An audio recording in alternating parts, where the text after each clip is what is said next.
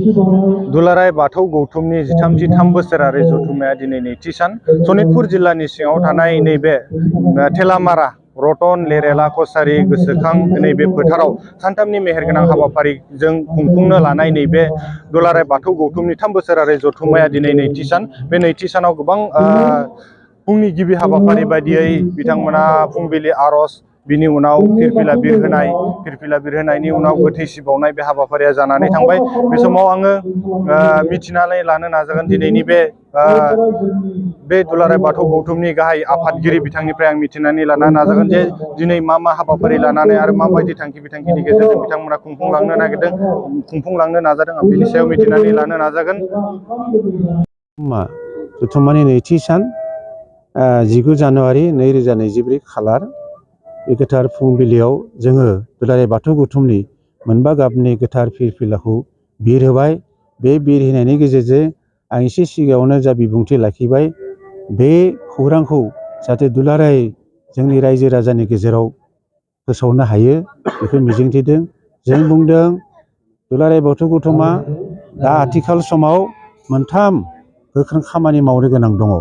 बे खामानिया जाबाय बाथौ धोरोमखौ दुलाराय मुलुगावनो गोसार होनाय बयजोंबो सिनायथि होजानाय बे मोनसे खामानि।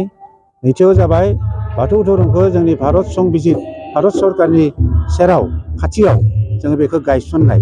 बेबायदि जों रिलिजन कड मोनसे मोननो हायो जाहाथे जेरै गुबुन धोरोम हिन्दु धोरोम इस्लाम धोरोम खृष्टान धोरोमफोरा बे रिलिजन क'डखौ मोनदों जोंबो बाथौआरिफोरा बेखौ जाहाथे मोनो बेखौ गायसननो थांबाय। जों बिनि खमब्लाबो 80-90 हाबाफारिया जोंनि आवगायगासिनो दङ। ओंखायनो बे खामानिखौ जाफुंहोनो थाखाय गाबोनो 20 जानुवारि खालाराव बे भारत सरकारनि नखर मन्त्रि अमित शाहखौ जों हांख्रायदों आरो बिथाङा फैगोन।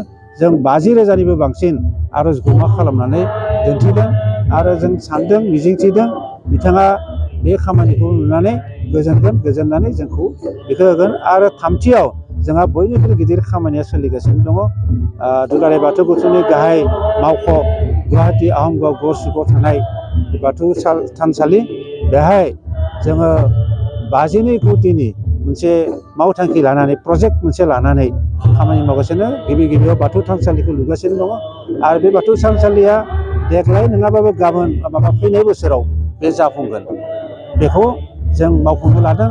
आरो बेनि अनगायैबो जोंनि धोरोमखौ फोसाबनायनि गेजेरजों रायजो राजानि गेजेराव लाना थांनाय। मानोना गोदोनिफ्राय जोंहा गोदोनि आसार खान्थि जेरै बोलि होनाय बेदर जौजोंनो गफबनाय बेबायदि खान्थिखौ फोसाबनानै जों गोथार गोसोजों बिबारजों बावनाय जा आसार खान्थि बेखौ रायजो राजानि गेजेराव लाना थांना मोनसे नखरारि फोसाबनाय, गावखौ फोसाबनाय, समाजखौ फोसाबनाय, हारिखौ फोसाबनाय बे खामानिखौ मावगासिनो दङ आरो बेखौ जाफुंगोन होननानै जों सानदों। नैबे जथुम्मानि गेजेरजों सोलोंसालि जादों जोंहा गोदान बिबान दानाय जाबाय आरो गोदान आफादगिरि हिसाबै जोंहा सभाराम बसुमतारीखौ सायख'नाय जादों आरो गाहाय नेहाथारिया सिगांनि गाहाय नेहाथारि गणेश दैमारियानो थाबाय आरो बेनि अनगायैबो गुबुन बिबानखौ सोलाय सोल' खालामनाय जादों। दा बे गोदान आफादा गोख्रों आफाद जागोन होननानै जों मिजिंथिदों। आं बारग' हिसाबै जा खामानि मावबाय बे मावनायनि मावमोनथि अभिगथा जे एक्सपिरियेन्स बेनिफ्राय मिथिनो मोनबाय जोंहा गोबां खामानि मावनो गोनां दं आरो जों बोसोन होगोन बे खामानिखौ मावनो थाखाय गोसो गोरबो जोंनि सोलेर गोसो होनानै खामानि मावनांगोन। गोनां जायोबा न' बां गारनानै बेयाव जों खौसे जानानै खामानि मावनांगोन।